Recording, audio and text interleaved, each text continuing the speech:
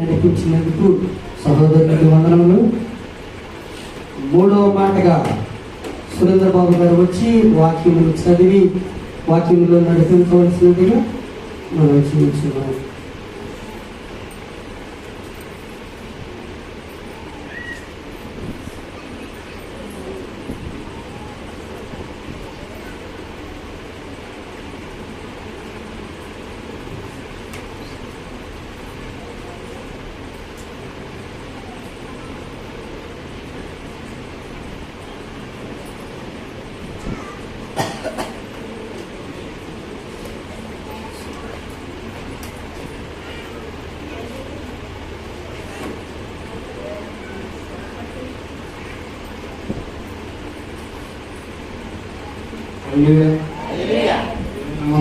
వందనాలు.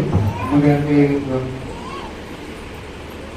ఈ అవకాశం ఇచ్చినందుకు దైవజనుడికి నాకు కృతజ్ఞతలు తెలియజేస్తున్నాను. దేవుడు శిలువలో పలికిన మూడో మాటగా యోహాను సువార్త 19వ అధ్యాయము 26. యేసు తన తల్లియు ప్రేమించిన శిష్యుడును దగ్గర నిలుచుండుట చూసి, అమ్మా ఇదిగో నీ కుమారుడు అని తన తల్లితో చెప్పాను. తరువాత శిష్యుని చూసి ఇదిగో నీ తల్లి అని చెప్పాను. ఆ గడియ నుండి ఆ శిష్యుడు ఆమెను తన ఇంట చేర్చుకుని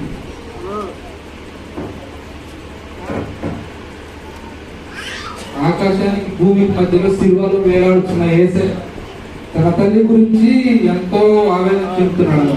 నేను తండ్రి అయిన దేవుడు ఈ లోకమునకు పంపించిన కార్యము ఇంతటితో మిగిలిపోతున్నది కనుక నా తల్లి గురించి, నా తల్లిని పట్టించుకునే వారి గురించి ఆలోచిస్తున్నాను అన్నమాట. తండ్రి నా తల్లిని ఎవరు చూసుకోగలరు, ఎట్లా ప్రేమించేవారు ఎవరున్నారని ఆలోచిస్తున్నాడు అన్నమాట తండ్రి. అందుకే తన తల్లిని తన ప్రియ శిష్యునికి అప్పచెప్పాడు. బాధ్యతతో తన తల్లి మీద ప్రేమతో బాధ్యత కలిగి దేవుడు తన తల్లి మీద ప్రేమను తన శిష్యునికి అప్పచెప్పుతున్నాడు. సామెతలు 23:22.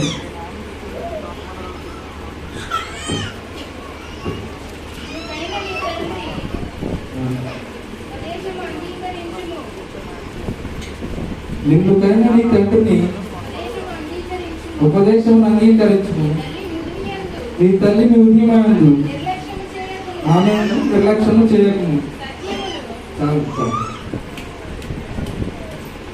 ఇప్పుడు మన లోకంలో ఏం జరుగుతుందంటే, తన తల్లిదండ్రులను ఏం చేస్తున్నారంటే బిడ్డలైన వారు విడిచిపెట్టి ఉంటున్నారన్నమాట. తల్లిదండ్రులు బాధ్యత పట్టించుకోవడం లేదు. తల్లిదండ్రుల ప్రేమతో యేసయ్య ఏం చెప్తున్నాడు, నేను లేకపోయినా నా తల్లిని చూసుకోవడానికి ఒకరు కావాలన్నమాట. తను ప్రేమించిన శిష్యుడిని తన తల్లికి అప్పచెప్పాడు. ఎందుకని తన శిష్యుడు దేవునిలో ఎదిగాడు, దేవుని గురించి తెలుసుకున్నవాడు కాబట్టి దేవుని దయలో తన తల్లిని జాగ్రత్తగా చూసుకోగలడన్న నమ్మకంతో తన తల్లిని దేవునికి శిష్యునికి అప్పచెప్పాడు అన్నమాట దేవుడు. ఇక్కడ ఏం చెప్తున్నాడు సామెతల్లో, ముదిరియాడు తన ముదియమందు నిర్లక్ష్యం చేయదు. ఇప్పుడు మన ప్రపంచంలో ఏం జరుగుతుందంటే, మన ఊర్లో తల్లిదండ్రులు ఎంతో కష్టపడి చదివించి పెద్ద పెద్ద జాబ్ వచ్చేటట్టు చేస్తారు.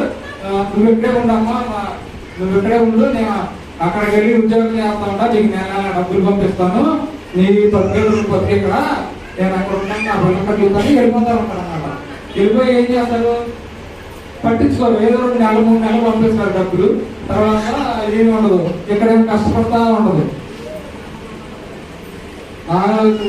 ఒక ఐదారు చెప్పారు, నేను స్టోరీ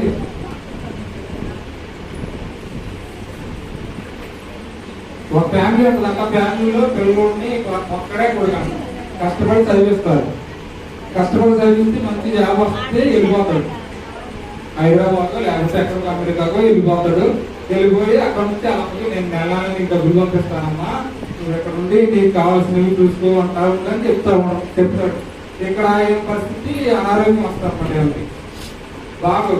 బాగోపోతే లెటర్లు రాస్తా ఉంటారు, అయ్యా నాకు బాగోట్లేదు వచ్చి ఒకసారి చూడయ్యా అని రాస్తుంటే అప్పుడు ఉత్తరాలు చూస్తాడు కానీ పట్టించుకోడు, రాడు. ఆ పక్కన రోడ్డు కదా అయ్యా మీ అమ్మ రాలేదు చూడయ్యా చూసి వెళ్ళయ్యా అని చెప్తా ఉంటారు కానీ ఏమీ పట్టించుకోడు.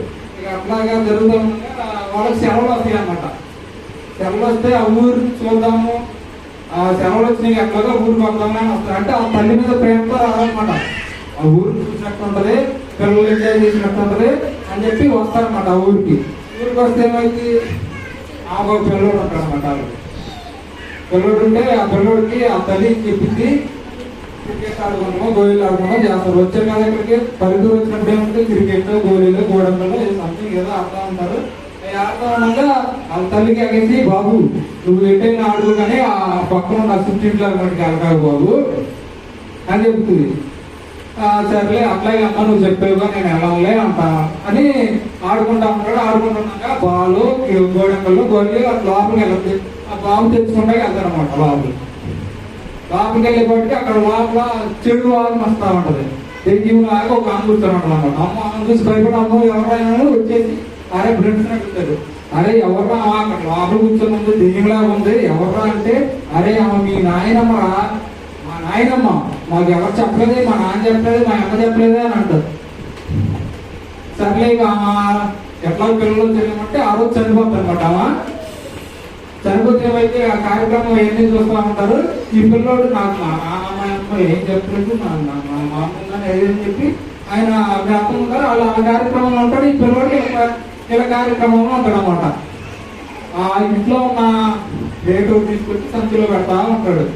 వాళ్ళ అమ్మ ఏంటి తీసుకొచ్చి దీంట్లో పెడుతున్నావు, ఇది మీ మీ మామగా ఎందుకు అంటే రేపొద్దు నేను కూడా మీకు దీంట్లోనే పెట్టాలంటానమాట. నువ్వు ఏమి ఇప్పుతావో అదే పోతావు. నీ తల్లిదండ్రులు నువ్వు జాగ్రత్తగా ప్రేమతో భక్తిగా చూసుకుంటే నీ పిల్లలు కూడా నిన్ను అట్లాగే చూసుకుంటారు అన్నమాట. తల్లిదండ్రులు ఎవరు చూసుకుంటారు? ప్రేమతో జ్ఞానం కలిగిన వాడు చూసుకుంటారు అన్నమాట. సామెతలు 10:1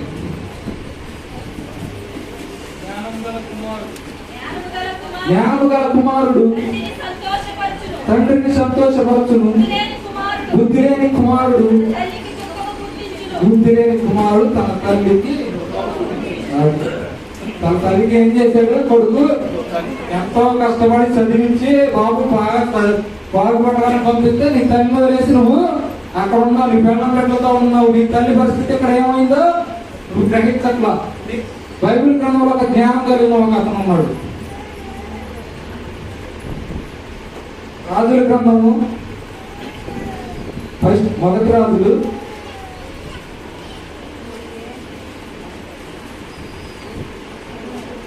2:19.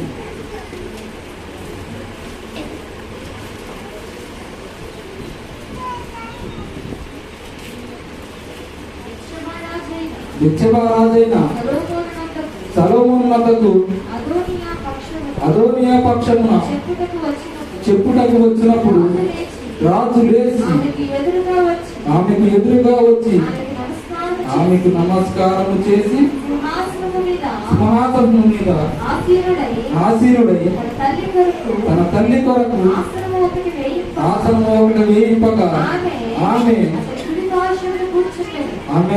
అతని కుడి పాశమున జ్ఞానం కలిగిన కుమారుడు ఏం చేస్తాడన్నా, ఇక రాజు పెద్ద రాజు అన్నమాట. రాజుకి ఏం పనులు ఉంటాయి? దేశానికి ఏం చేయాలా, రాష్ట్రానికి ఏం చేయాలా అని పెద్ద పెద్ద నాయకులతో కూర్చొని మాట్లాడుతూ ఉంటాడు అన్నమాట. అక్కడ ఏం తల్లి రావడం గమనించాడు. ఏ కిటికీలో నుంచి చూసాడో ఎట్నుంచో చూశాడు. గబగబా తల్లికి ఎదురెళ్ళాడంట. జ్ఞానం కలిగిన కుమారుడు ఏం చేస్తాడు? మా ఇంటి అతనం మీ అమ్మాయి పత్రం వెళ్ళమ్మా ఇదే కదా అప్పుడు మన ఊర్లో జరిగి మామూలుగా చెప్తున్నా నేను. పత్రంలో ఆగమ్మా తేగేస్తుంది. అరే బాబు ఈ టాలెంట్ తీసుకురావాలంటే నేను ఫోన్ నొక్కున్నా, ఫ్రీ ఫైర్ పబ్జీ ఆడుతున్నాను, నా ఖాళీ లేదు, నువ్వు నీ పన్నులు చూస్తాను. ఇక్కడ ఏం చేస్తున్నాడు? జ్ఞానం గల కుమారుడు తన తల్లి అతని కోసం వస్తున్నాడు. ఏదో సంథింగ్ ఏదో పని మీద అతనికి ఏదో చెప్తామని వస్తుంది. వస్తుంటే ఆమె రావడం గమనించి గబగబా వెళ్ళి తన తల్లికి నమస్కారం చేసి తన కూడి భాషలో కుర్చీ చేసుకుని కూర్చోబెట్టుకుని, ఇక్కడ కూర్చోమ్మా నేను ఆమెతో మాట్లాడతాను. అతను మాట్లాడుతూనే ఉన్నాడు, అతను పక్కన కూర్చుంది అనమాట. ఎందుకు? నేను చేసే ప్రతి కార్యము నా తల్లికి తెలియాలి. మనం చేసే ఏంటి మన తల్లికి తెలియకుండా మనం పాపంలో చేస్తా ఉంటాం అనమాట.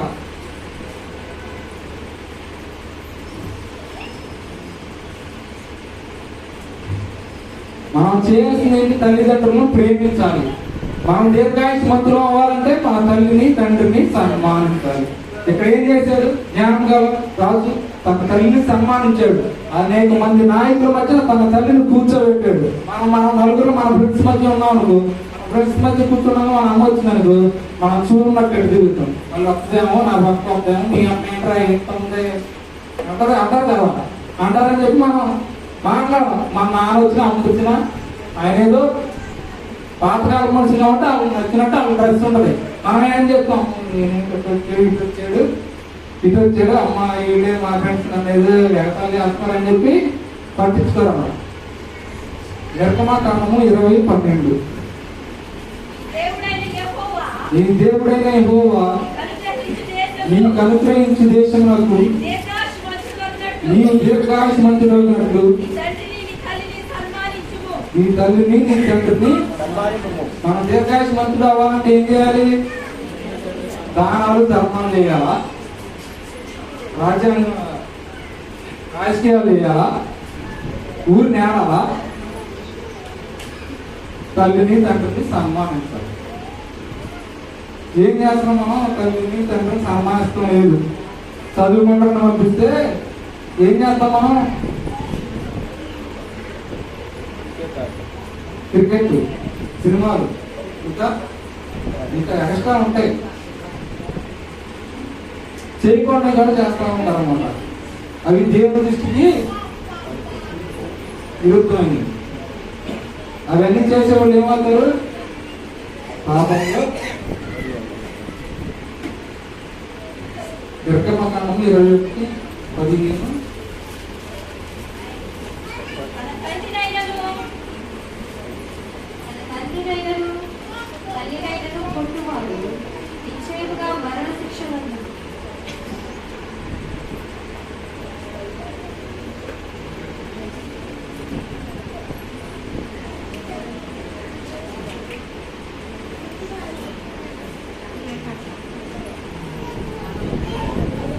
తన తల్లినైనను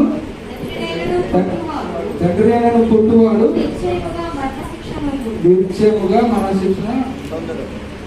మన తల్లిదండ్రుల మీద మనం అట్లా ఏదైనా మాట చెప్తే చెప్తున్నాం ఏంటి? కొత్తగా వెళ్ళిపోతాం.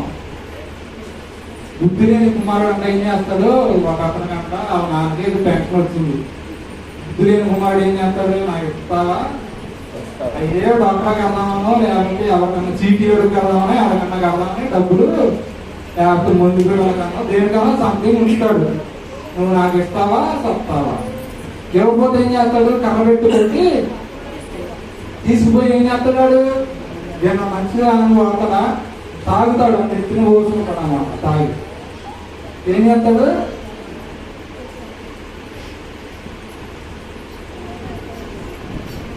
మత్తయి వార్త 15:4.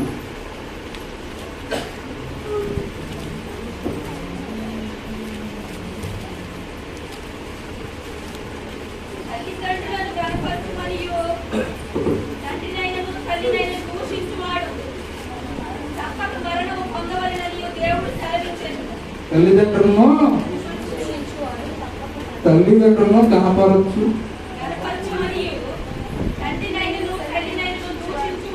దూషించువాడు తప్పక మరణము పొందవలననియు దేవుడు ఏం చేస్తున్నాడు?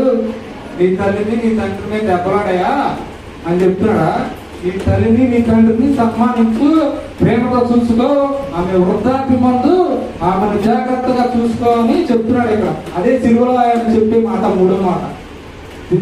తల్లి యందు ప్రేమ కలిగి ఉన్నాడు, బాధ్యత కలిగి ఉన్నాడు. మన బాధ్యత ఏముంది? ఇక్కడ కనపరచట్లేదు, ఏం పడుతుంది? మనం చేయట్లేదు కదా కార్యాలు. అప్పుడు ఏమొస్తుంది మనకి? తల్లిదండ్రుల మీద ప్రేమ లేదు, ఏం లేదు. అప్పుడు మనకి ఏమొస్తుంది? మరణ శిక్ష వస్తుంది అనమాట.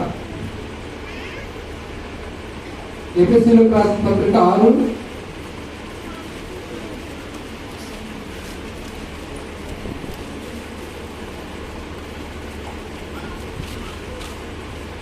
పిల్లలారా, ప్రభువునందు తల్లిదండ్రులకు విధేయులయుండుడి. ఇదే ధర్మము. పిల్లలారా, ప్రభునందు మీరు తల్లిదండ్రులకు విధేయులై ఉండుడి. ఇదే ధర్మము. ధర్మము. నీకు మేలు నీకు మేలు కలుగునట్లు కలుగునట్లు నీ తల్లిదండ్రులు సన్మానించు. మనం ఆగం. ఇక్కడ ఏం చెప్తున్నాడు దేవుడు? పిల్లలారా, ప్రభునందు మీరు విధేయులై ఉండండి. తల్లిదండ్రులందు ఇదే అదే ధర్మం అంట. ధర్మశాస్త్రంలో రాశాడు తల్లిదండ్రులను సన్మానించమని. ధర్మశాస్త్రంలో రాశాడు, పాత నిబంధనలు రాశాడు మన దేవుడు. ఎవరితో రాపించాడు? మోషేతో రాపించాడు. 10 ఆజ్ఞల్లో ఒకటే, తల్లిదండ్రులను సన్మానించాలి, తల్లిదండ్రుల మీద ప్రేమతో ఉండాలి. పిల్లలు ఏం చేస్తారు? మనం ఇప్పుడు అరే చదువుకుంటారని బడికి పంపిస్తే ఏం చేస్తున్నారు? ఇప్పుడు ప్రేమ మారిపోయింది. అప్పుడు ఫ్రెండ్ వేరు, ఇప్పుడు ఫ్రెండ్ వేరు. ఇప్పుడు స్కూల్లో హై స్కూల్కి వెళ్ళగానే పక్కన రోజు చెప్తాను అనమాట, అరే అది చూడరా, ఇక్కడే పిక్ అయిపోతుంది. మనవడే కాదు, ఎక్కడైనా సరే ఇక్కడే పిక్ అయిపోతుంది. పక్కన రోజు చెప్పే మాటలో వినబడమన్నమాట. ఇక్కడ ఏం చెప్తున్నాడు? తాగుమోతులు జాగ్రత్తలో ఉంది. అది అదిగా మాంసం తినబడుతున్నాను, ద్రాక్ష రసము తాగువాడుతున్నాను, స్నేహం చేయొద్దన్నాడు. తాగిన కాడి నుంచి ఆడికి ఏం మాట్లాడతాయి? ఏం వస్తాయి? ఆడి నచ్చినట్టుగా మాట్లాడతా, తల్లిదండ్రులను సరిగ్గా చూసుకోకుండా ఉంటారు, అన్నదమ్ములు ఉంటారు. ఇద్దరు పెళ్ళి అయితే ఇంకోటి పెళ్లి కాదు, కొత్తగా అవుతుంది. పక్కన ఉంటాడు, తాగిపోతుడు ఉంటాడుగా, అరే ఎన్నాళ్ళు నువ్వు చూసావు కదా, నువ్వు ఇన్ని తెచ్చావు అన్ని తెచ్చావు, ఇప్పుడు నుంచి ఆమె చూసుకోరా, వాళ్ళు చూసుకోరా. ఏం చేస్తారు వీళ్ళు? అన్నదమ్ముల మధ్య గొడవ పెడతా ఉంటారు అన్నమాట. తాగుబోతు వాడి పని ఉంటే తాగిన నుంచి. ఇప్పుడు నా పిల్లలు ఏం చేస్తున్నారు? చదువుకోవడానికి పంపిస్తే, కాలేజీ పంపిస్తే సినిమాలని, షికారులని, డ్రగ్స్ అని, గంజాయి అని నడుస్తుంది. మన ఊళ్ళో నడుస్తుంది గంజాయి, డ్రగ్స్. కొత్తగా ఫ్యాషన్ ఏంటంటే ఫ్లవర్ ఫ్యాషన్ అనమాట. ఇప్పుడు ఎవరికైనా 7 దాకా నుంచి లవర్ ఉండాలి. అది ఇక్కడ ఉందా? పిల్లలారా, ప్రభువునందు మీ పిల్లల్ని ఎట్లా పెంచాలి? మనం విధేయులుగా పెంచాలి. తల్లిదండ్రులు జాగ్రత్త కలిగి దేవుని బిడ్డలాగా పెంచాలి. మనం తప్పు చేస్తా మనం పిల్లల్ని జాగ్రత్తగా ఉంటారా? ఏదండి ఇక చీల మేస్తుంటే తోడల్లి గట్టిన వేయదు కదా. అది చిన్న స్టోరీ అది రియల్గా జరిగింది.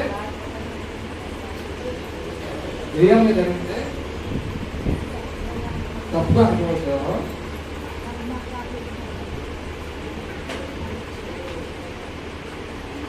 ఒక పాప ఉంది. పాప పక్కతో మాట్లాడుతూ ఉంటుంది. మాట్లాడుతుంటే వాళ్ళ అమ్మతో వస్తుంది. ఆ ఫ్రెండ్షిప్కి వెళ్ళి మాట్లాడుతూ ఉంటుంది. వాళ్ళ అమ్మతో వస్తుంది. ఏంటి వాళ్ళ అమ్మ చూసి ఏంటి ఇట్లా ఇది కరెక్ట్ కాదు అని చెప్తే ఆ పిల్ల అంటది, నువ్వు పలానా చేస్తూ ఉంటావు కదా, అది నాతో చెప్పరా అని. బట్టి ఏమైంది? మరి ఇది అన్నం పెడతాను, మీరు చూసుకో, నేను చూసుకుంటా. దేవుని యందు భయభక్తులుగా పెంచాలి పిల్లల్ని. మనం ఎలా ఉండాలి? మనం నీతిమంతులుగా ఉండి మన పిల్లలు నీతిమంతులుగా ఉంటారన్నమాట. మనం ఏ త్రోవలో నడిస్తే మన పిల్లలు కూడా అదే త్రోవలో నడుస్తారన్నమాట. కొలసీలకు రాసిన పత్రిక 3:20.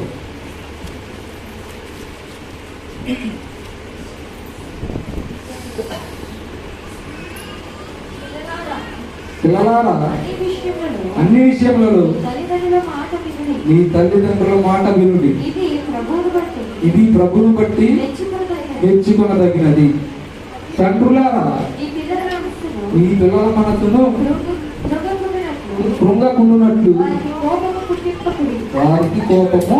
మరి ఇక్కడ దేవుడు ఏం చెప్తున్నాడు? పిల్లల్ని జాగ్రత్తగా ఉండమంటున్నాడు. తండ్రులకి ఏం చెప్తున్నాడు? పిల్లలకి కోపం రప్పించకుండా ఉండాలంట.